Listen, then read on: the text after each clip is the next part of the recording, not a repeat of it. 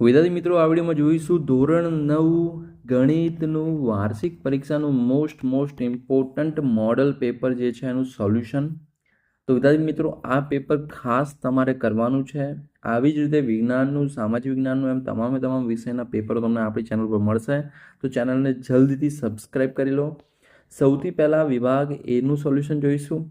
સાથે સાથે તમે ટેસ્ટ પણ આપી શકો છો. આનો 24 ગુણના પ્રશ્નો છે. 24માંથી કેટલા આવે છે નીચે કમેન્ટ કરજો. ઓકે, સૌથી પહેલો છે 10 અને 11 વચ્ચેની સમય સંખ્યા. હવે સમય સંખ્યા છે 10 અને 11 વચ્ચેની. હવે જો અહીંયા 21/8 છે, 97/8 છે, 47/8 છે. આ ત્રણે ત્રણમાં 10થી નીચે અથવા 97/8ના કેસમાં 11થી મોટી સંખ્યા હશે. આપણે 10 અને 11 વચ્ચે જોઈએ છે, તો 87/8 કરશો તમે એટલે તમને 10 પોઈન્ટ સમથિંગ મળશે. મતલબ આ 10 અને 11 વચ્ચેની સંખ્યા છે, એટલે જવાબ આવશે બી. ત્યારબાદ બહુપદી 5x નો ઘન વત્તા 4x નો વર્ગ વત્તા 7x ની ઘાત. હવે બહુપદીની ઘાત જ્યારે કીધી હોય ત્યારે તમારે ટોટલ જે ઘાતો છે એમાં સૌથી મોટી ઘાત કઈ? તો અહીંયા 3 છે, તો જવાબ આવશે 3. ઓકે, સિમ્પલ છે. જો 5 હોત તો 5, 1 હોત તો 1.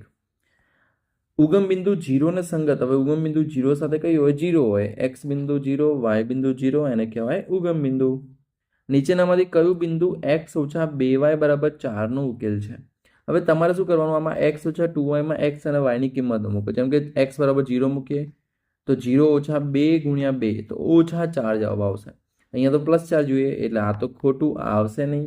હવે 2 0 મૂકો તો x બરાબર 2 થાય અને y બરાબર 0 મૂકો તો 2 ઓછા 0 એટલે 2 આવે, તો આ પણ ખોટું. હવે x બરાબર 4 મૂકો તો 4, y બરાબર 0 મૂકો તો 2 ગુણ્યા 0 0, 4 ઓછા 0 એટલે 4, એટલે જવાબ આવશે સી. ઓકે, સી જવાબ આવશે. ત્યારબાદ ખૂણો એ અને ખૂણો બી રૈખિક જોડના ખૂણા છે. વિદ્યાર્થી મિત્રો, રૈખિક જોડના ખૂણાનો સરવાળો 180 થાય. હવે એ 140 છે તો 40, 140માં 40 એટલે 180, તો બી કેટલો થશે? 40 થશે.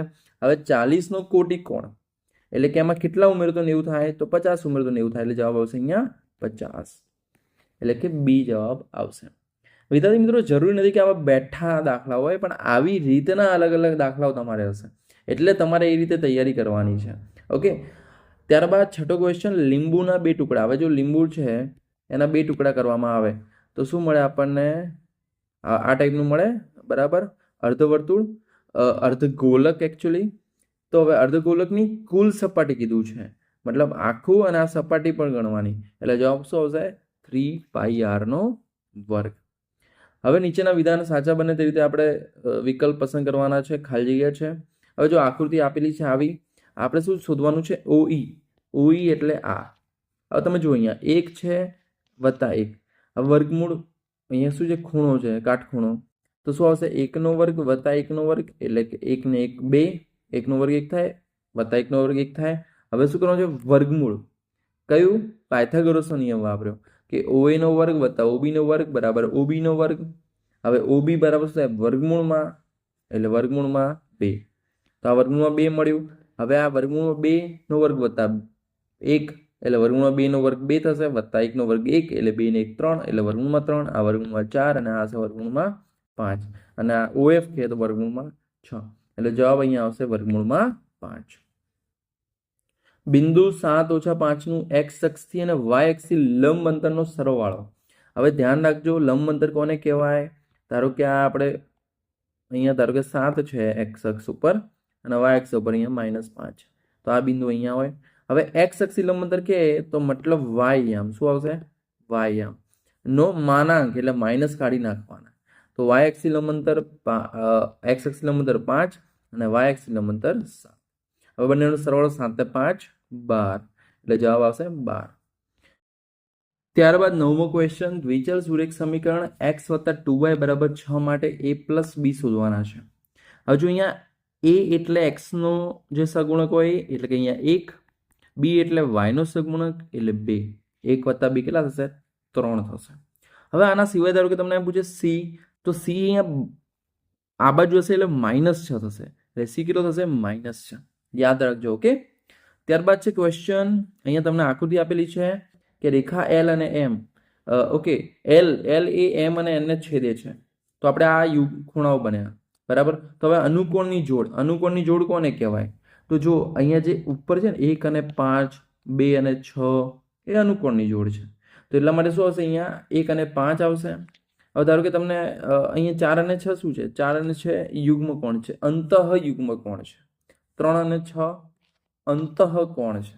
ઓકે, ત્રિકોણ એબીસી માટે એ આપેલા છે, બી આપેલા છે, સી આપેલા છે. આપણે એસ શોધવાના. એસ એટલે અર્ધ પરિમિતિ. એસ નું સૂત્ર શું છે?